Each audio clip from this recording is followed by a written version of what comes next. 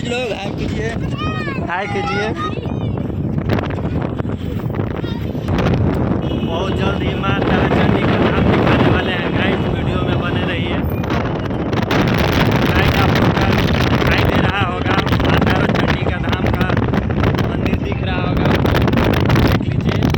आते वक्त आपको हम पूरा दृश्य दिखाएंगे। अभी हम लोग टुटला भवानी जा रहे हैं, इसीलिए हम आपको पूरा वीडियो में माँ तारा चंडी का दरबार नहीं दिखा पा रहे हैं गाइस। देख लीजिए, बाहर बाहर हम आपको दिखा दे रहे हैं।